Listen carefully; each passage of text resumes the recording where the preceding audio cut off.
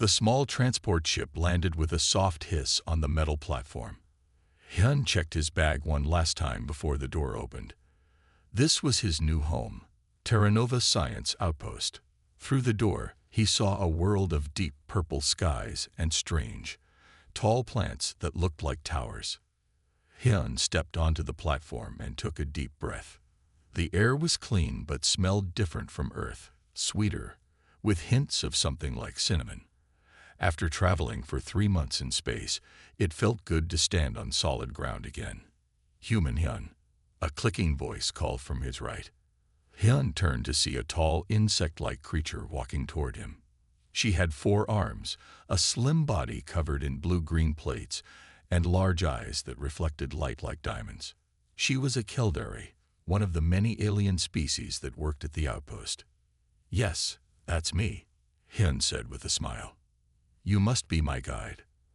"I am Jin, lead researcher in planetary biology," the Keldari said, her mouth parts moving quickly as she spoke. "I will show you to your living space and explain your duties." As they walked through the outpost, Hyun saw many different aliens working together. Some had tentacles, others had scales, and a few looked like walking plants. Humans were still new to the galactic community, and many aliens stopped to look at Hyun with curious eyes. Jin led him to a small room with a bed, desk, and window that looked out onto the wild forests of Terra Nova. "Your research equipment arrived yesterday," Jin said, pointing to several boxes. "The morning meal is at sunrise. Your first field trip is tomorrow." Hyun nodded. "Thank you. I read about this planet, but the files didn't say much about the wildlife. What should I know?" Jin's body stiffened. Her large eyes blinked rapidly. "There is one thing all researchers must understand," she said, her voice lower now. "We share this planet with the Vorgith." "Vorgith?" Hyun asked. Jin walked to the computer on his desk and pressed a button. A 3D image appeared in the air, a massive beast with 6 legs, thick armor-like skin, and jaws that could easily crush metal. "The apex predator of Terra Nova," Jin explained. 3 meters tall at the shoulder. Intelligent.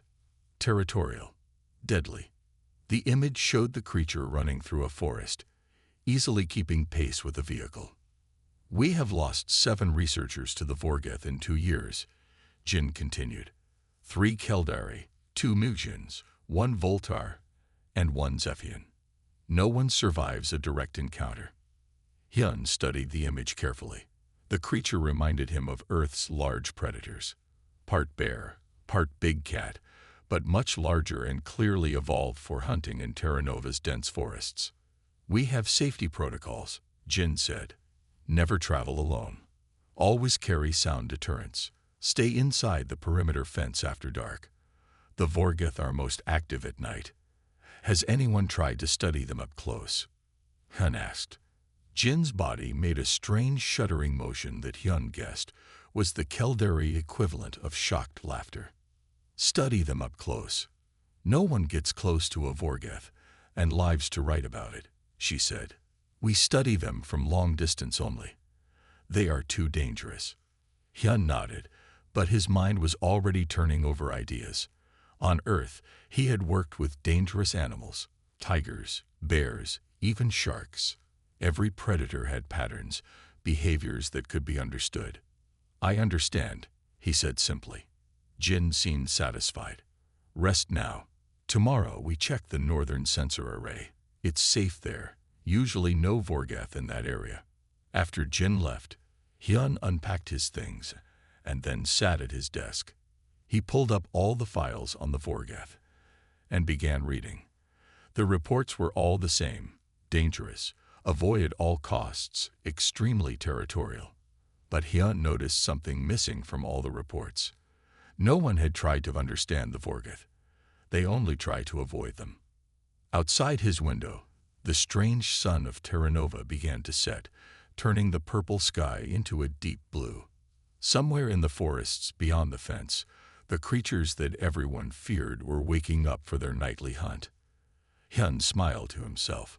He hadn't come across the galaxy just to stay inside a fence. He had come to learn, to understand. Tomorrow would be interesting. The morning came quickly on Terra Nova.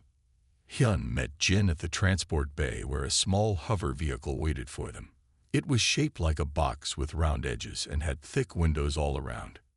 "This will take us to the northern sensors," Jin explained as they climbed inside. "The trip is 1 hour each way." Hyun nodded and placed his pack on the floor. Inside were tools, water, and some food packets. He had also packed some extra meat strips that he had brought from Earth. Jin started the engine, and they moved smoothly over the ground, heading north. The forest was beautiful and strange. Trees with purple trunks reached high into the sky. Small flying creatures that looked like a mix between birds and butterflies darted between branches. "The sensors check for Vorgith movement," Jin said as they traveled. "If we see any signs of them, we turn back right away." "Have you ever seen one up close?" Hyun asked. Jin's body stiffened. "Once. From inside a vehicle like this one. It was terrifying. The Vorgith smashed its head against our window before losing interest." They reached the first sensor after an hour. It was a tall metal pole with cameras and other equipment on top. Hyun climbed out and began checking the data while Jin kept watch. They visited 3 more sensors throughout the day. The work was simple, but Hyun enjoyed being outside and seeing the new world. It was late afternoon when they headed back to the outpost. The purple sky was turning darker, and strange calls echoed through the forest. Then it happened. The hover vehicle made a loud pop sound, and they began to slow down. "What's wrong?" Hyun asked. Jin pressed buttons quickly, her 4 hands moving in a blur. "Engine failure. This is bad. Very bad." The vehicle stopped completely. Jin tried to restart it, but nothing happened. "I can call for help," she said, "but the rescue team cannot come until morning. After dark, it's too dangerous." Hyun looked out the window. The sun was setting. "How far are we from the outpost?" 20 kilometers, Jin said. "Too far to walk, especially now." Her voice had a trembling sound. "We must stay inside the vehicle. The metal is strong. A Vorgith might not break through." "Might not?" Hyun asked. "They are very strong," Jin admitted. "But we have no choice." As darkness fell, they sat in silence. Jin had turned off all lights except for a dim blue emergency light. She explained that bright lights might attract the Vorgith. 3 hours passed. Hyun was about to suggest they try to sleep when Jin suddenly froze. "Listen," she whispered. Hyun heard it, heavy footsteps crushing plants and small branches. Something big was walking around their vehicle. Jin turned on the exterior cameras. On the screen, they saw it. A massive Vorgith was circling their vehicle, its 6 powerful legs moving with surprising grace for such a large creature. In the night vision camera, its eyes glowed green. "It smells us," Jin whispered, her body trembling. "It will try to break in." The Vorgith sniffed the vehicle, then pushed against it with its massive head. The whole vehicle rocked. "We can't just sit here," Hyun said quietly. "We must," Jin insisted. "Any movement outside means death." Hyun watched the creature on the screen. Its behavior reminded him of big cats from Earth, curious, testing, looking for weakness. He reached for his pack. "What are you doing?" Jin asked, alarm in her voice. "I'm going to try something," Hyun said, pulling out the meat strips. "No." Jin's voice rose. "You cannot go outside. It will kill you instantly." Hyun looked at her calmly. "I've worked with predators before. This one is curious, not instantly aggressive. That gives me a chance." Before Jin could stop him, Hyun moved to the door and pressed the button to open it. "Hyun, no," Jin cried out. The door slid open. The Vorgith turned, its massive head facing Hyun directly. Its mouth opened, showing rows of sharp teeth. Jin watched through the camera, certain she was about to see the human torn apart. Instead, Hyun stepped out slowly, meat in one hand, the other hand empty, and visible. The Vorgith growled, a deep rumbling sound that shook the air. And then, to Jin's complete shock, Hyun began to speak to it in a low, steady voice. "Easy now," Hyun said softly to the Vorgith. "I'm not a threat to you."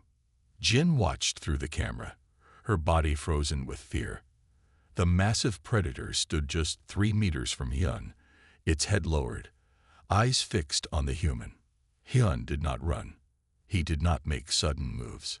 He kept talking in that same calm voice as he slowly held out the meat strips. "Just passing through your territory," Hyun said. "We mean no harm." The Vorgith sniffed the air. Its large nostrils flared as it caught the smell of the meat. It took one step forward, then another. Jin wanted to scream a warning, but no sound came from her mouth. She was sure she was about to watch Hyun die. The Vorgith was now directly in front of Hyun. It lowered its massive head and sniffed the meat in his hand. Then, with surprising gentleness, it took the food from him. As the creature ate, Hyun slowly raised his empty hand. The Vorgith watched him, but did not attack. Very carefully, Hyun placed his hand on the side of the creature's neck. Jin could not believe what she was seeing. No one touched a Vorgith. No one. After finishing the meat, the Vorgith made a soft, rumbling sound. It sniffed Hyun once more, then turned and walked away into the dark forest. Hyun returned to the vehicle and closed the door. Jin stared at him, her eyes wide. "How?" was all she could say. "Help will come in the morning," Hyun replied calmly. "We should try to rest." The rescue team arrived at sunrise. They fixed the engine quickly, and soon Hyun and Jin were back at the outpost. News of their night in Vorgith territory spread fast. By midday, everyone wanted to talk to them. The outpost director, a tall alien named Tai, called them to a meeting. Jin explained what had happened, how their vehicle broke down, and how a Vorgith had found them. And then, Jin said, her voice still showing her disbelief, Hyun went outside and fed it. The Vorgith did not attack him. The room filled with surprised sounds from the various aliens present. "This is not possible," Ta said, looking at Hyun. "No one survives a direct Vorgith encounter." "I think there's been a misunderstanding about the Vorgith," Hyun said simply. "Explain," Ta demanded. Hyun stood up and walked to the screen on the wall. He connected his datapad and showed images from Earth. "These are humans with Earth predators," he explained.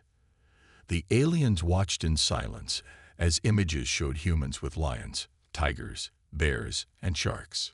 "Humans evolved alongside predators," Hyun continued. "We were both predator and prey. We learned to understand animal behavior as a way to survive."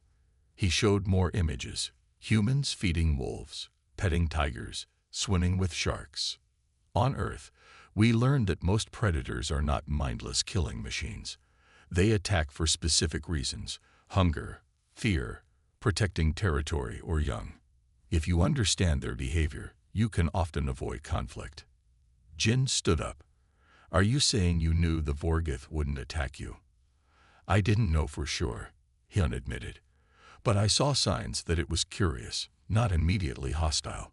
It was testing our vehicle, not trying to destroy it right away. That gave me a chance." "And the food?" Tai asked. "A distraction and a peace offering," Hyun said. "It's an old human trick. Most predators will accept food if offered properly. It shows we're not competing with them."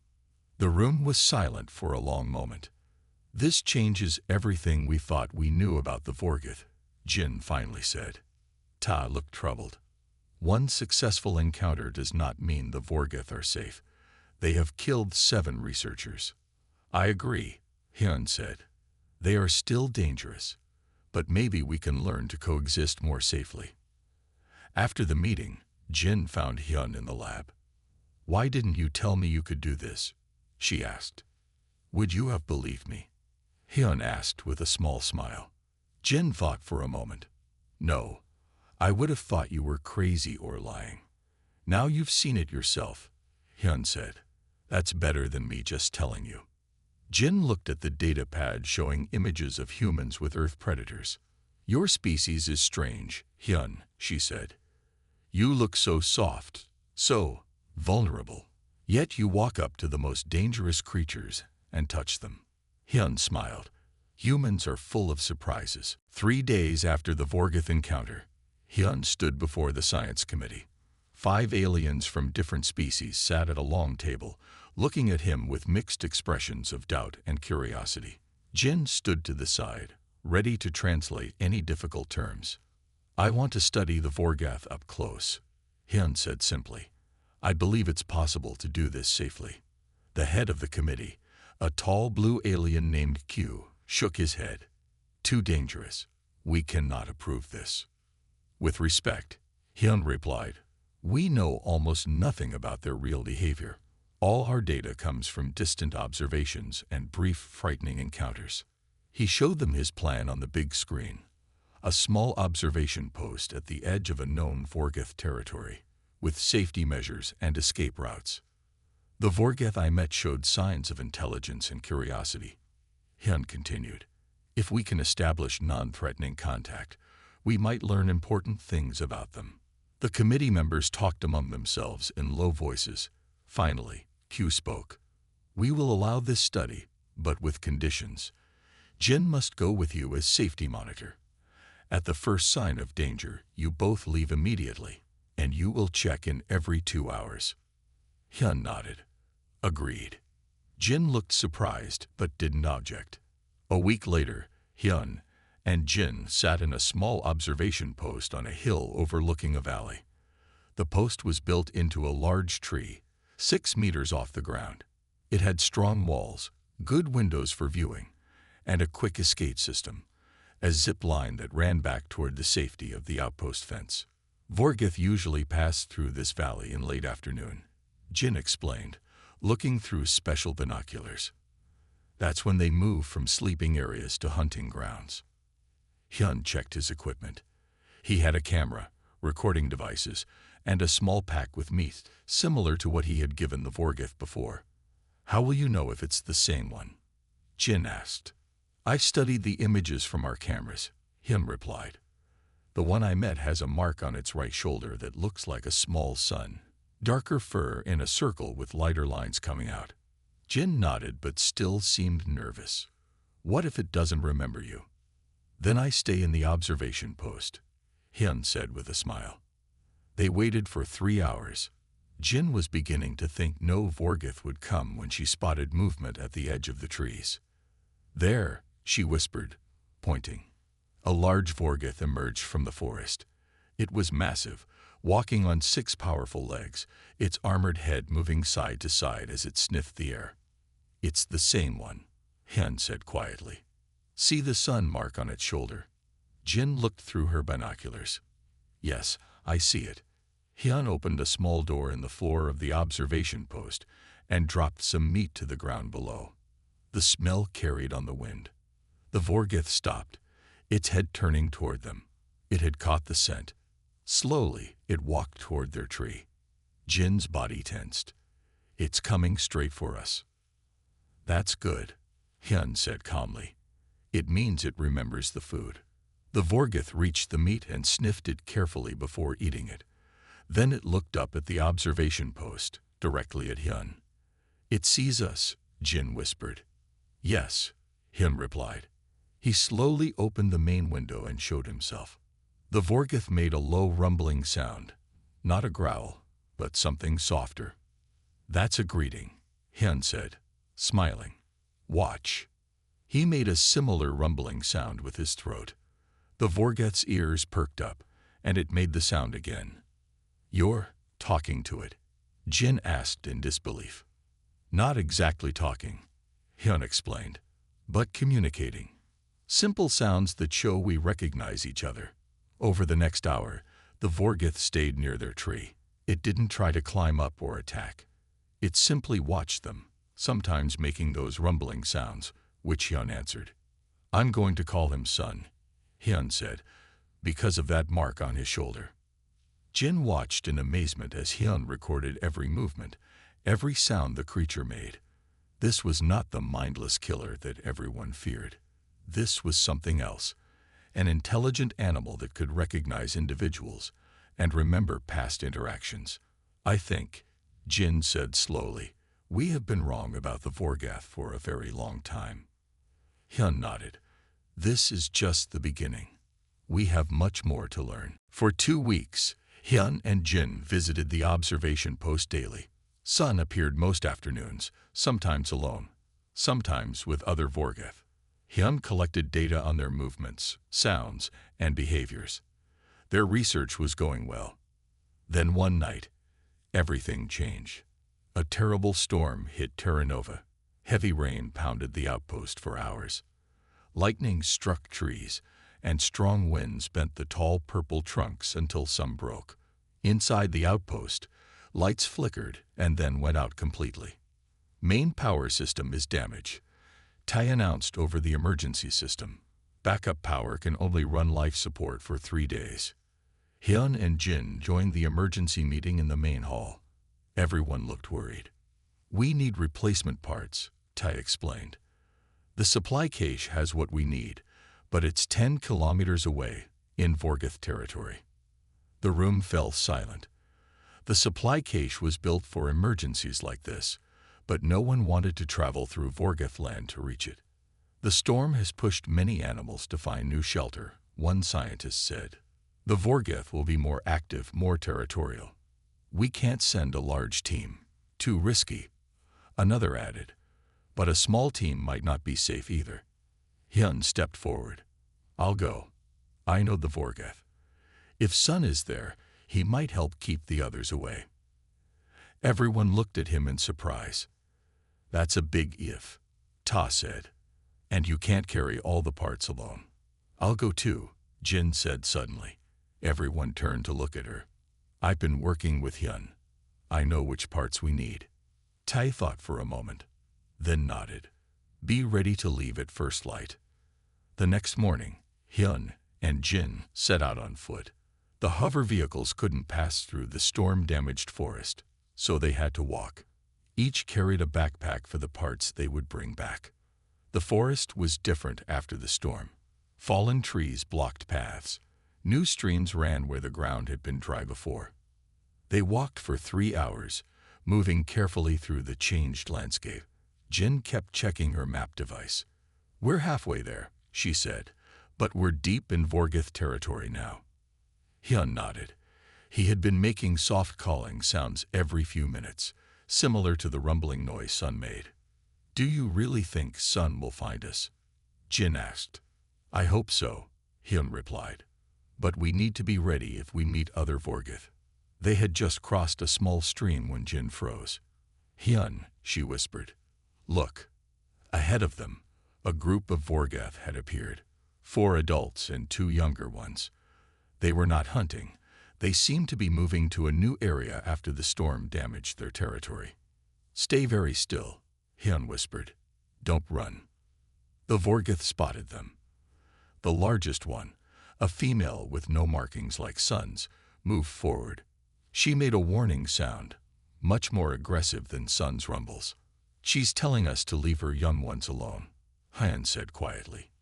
What do we do? Jin asked, trying to keep her voice steady. We can't run, Hyun replied. That would trigger them to chase us. The female Vorgath took another step forward. The others moved to surround Hyun and Jin. The situation looked hopeless. Then a loud rumble came from behind them. Both Hyun and Jin turned to see Sun emerge from the trees. He was larger than the other male Vorgath, his sun-shaped mark clear on his shoulder. Sun walked directly to Hyun and made the familiar rumbling sound. Then he turned to face the female Vorgath, standing between her and the humans. The female made a questioning sound. Sun answered with a series of rumbles and short growls. Slowly, the female backed away. She called to her young ones, and they followed her. The other Vorgath looked at Sun, then at the humans, before also backing away. Soon, only Sun remained with them. What just happened? Jin asked in amazement. I think, Hyun said with a smile. Sun just told them we're under his protection. Sun walked alongside them as they continued toward the supply cache. Jin kept looking at the massive creature walking calmly beside Hyun. I never thought I'd say this, she said, but I'm glad we have a Vorgath as a friend. Hyun and Jin reached the supply cache without any more problems. Sun stayed with them the whole way, sometimes walking ahead to check the path, sometimes walking beside them. The supply cache was a small metal building hidden among large rocks. Inside, they found the parts they needed for the power system. These will be heavy, Jin said, looking at the metal boxes. The trip back will be slower. They packed the parts into their backpacks. Sun waited outside, making soft, rumbling sounds from time to time. It was like he was talking to them. Are the other Vorgath still nearby? Jin asked, as they started the journey back. I don't think so, Hyun replied.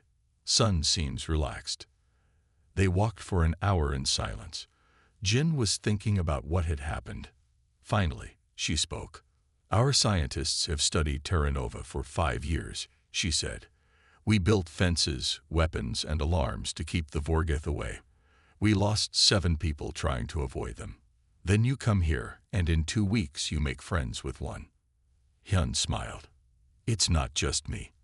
It's how humans evolved. Tell me, Jin said. I want to understand. Hyun thought about how to explain it simply. Kildare evolved to be careful, right? Your people avoided predators, built underground homes, used tools to stay safe. Jin nodded. Yes. Our early ancestors hid from danger. Humans were different, Hyun continued. We couldn't run faster than predators. We weren't stronger. We didn't have natural weapons like claws or fangs. But we had our brains. They walked around a fallen tree. Sun waited for them on the other side. We learned to watch animals, to understand them. Hyun said. We saw patterns in their behavior. When they would attack, when they would run. What made them afraid? What made them curious? So you could hunt them better? Jin asked. Yes, but also so we could live with them, Hyun explained. Early humans did something no other species on Earth did. We made friends with wolves, dangerous pack hunters, and turned them into dogs. You tamed your predators, Jin said with wonder in her voice. We formed partnerships, Hyun corrected. The wolves that became dogs got regular food and protection. In return, they helped us hunt, guarded our camps, and warned us of danger. Jin looked at Sun, who was now walking a few meters ahead of them. Is that what you're doing with Sun? Making him into a dog? Hyun shook his head. No, Sun is wild. He should stay wild. I just want to understand him. To show that we can share this planet without killing each other. They continued walking, the weight of the parts making them slower. Jin kept thinking about what Hyun had said. Our people never thought like that, she admitted. When we find danger, we build walls to keep it out. We never try to understand it. Both ways can work, Hyun said. But sometimes understanding is better than walls. As they came within sight of the outpost fence, they saw people waiting for them. Everyone looked surprised to see Sun walking with them. Wait here, Hyun said to Sun, making a hand signal to stay. The huge creature sat down on its haunches, watching as Hyun and Jin walked the last 100 meters to the gate. You made it, Ta said as they entered. And you have the parts. We had help, Jin replied, looking back at Sun, who still waited where Hyun had left him. Later, after the power was fixed and things returned to normal, Jin found Hyun in the research lab. He was studying the data they had collected about Sun. I've been thinking, Jin said.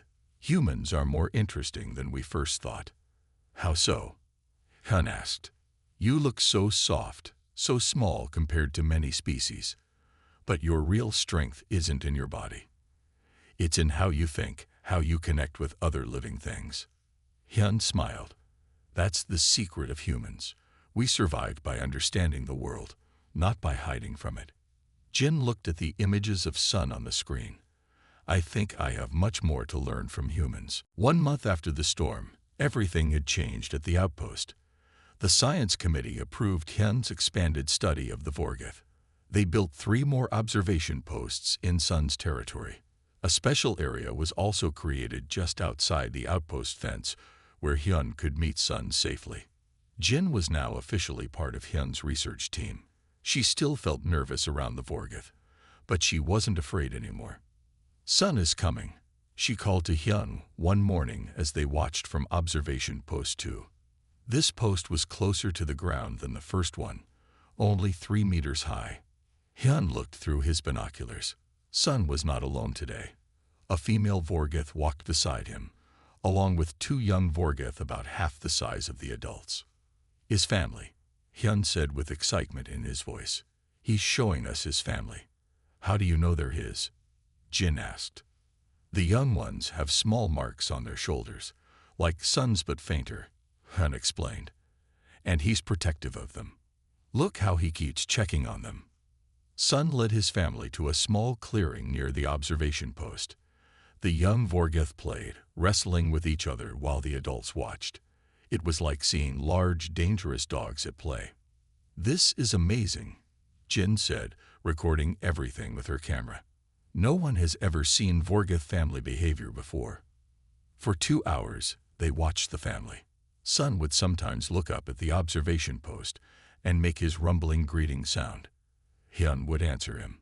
The female seemed nervous at first, but gradually relaxed. I'm going down, Hyun said suddenly. What? Jin was shocked.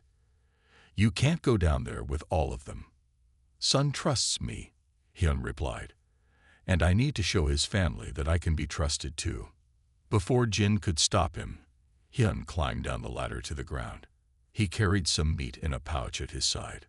Sun saw him immediately and made a soft sound. The female tensed, moving between Hyun and her young ones. The young Vorgoth stopped playing and watched with curious eyes. It's okay, Hyun said in a soft voice, not moving closer yet. I'm a friend.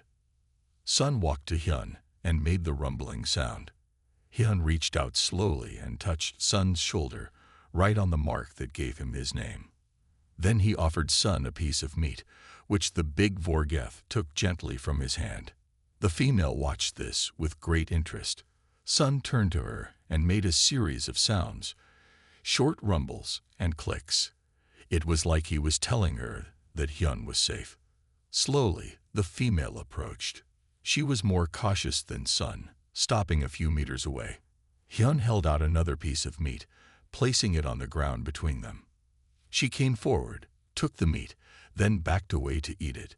The young Vorgoth watched all of this with big eyes. Unbelievable, Jin whispered from above. She was recording everything. Over the next hour, Hyun sat quietly near the Vorgoth family. He didn't try to touch the female or the young ones. He just let them get used to his presence. Sun stayed close to him the whole time, sometimes lying down next to him like a giant guard dog.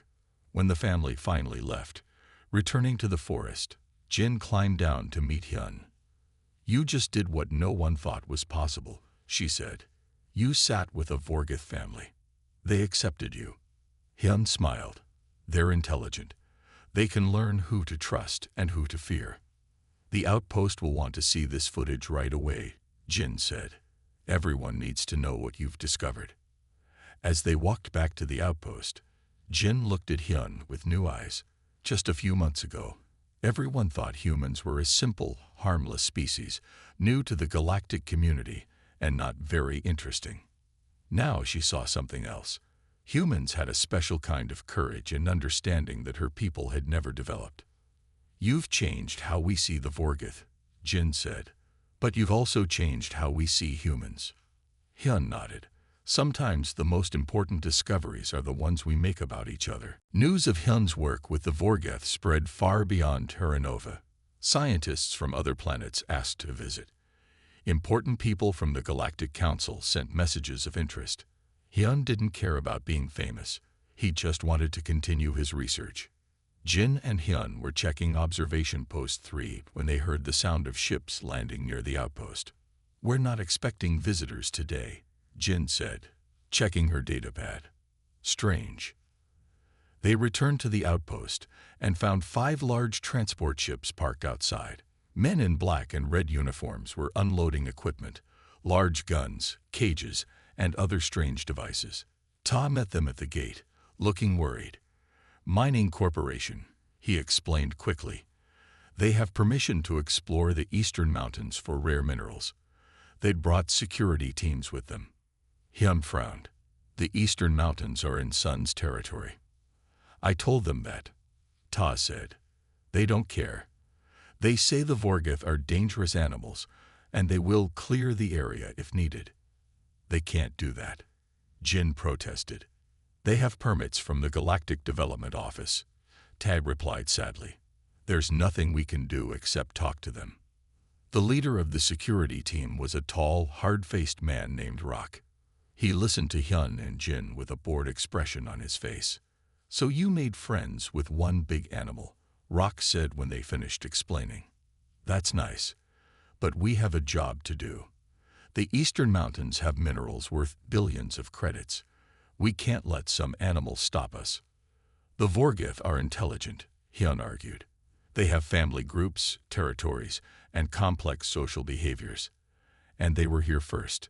Rock laughed. "They're animals. Smart animals, maybe, but still just animals. If they come near our mining sites, we will remove them. Simple as that." For 3 days, Hyun and Jin tried to find a solution. They talked to officials, sent messages to the Galactic Council, and tried to reason with the mining corporation. Nothing worked. The miners began setting up their equipment in the eastern mountains. On the 4th day, Hyun couldn't find Sun. He and Jin searched all the usual places but saw no sign of the Vorgith family. "I'm worried," Hyun said. "Sun always comes when I call." They decided to check near the mining site.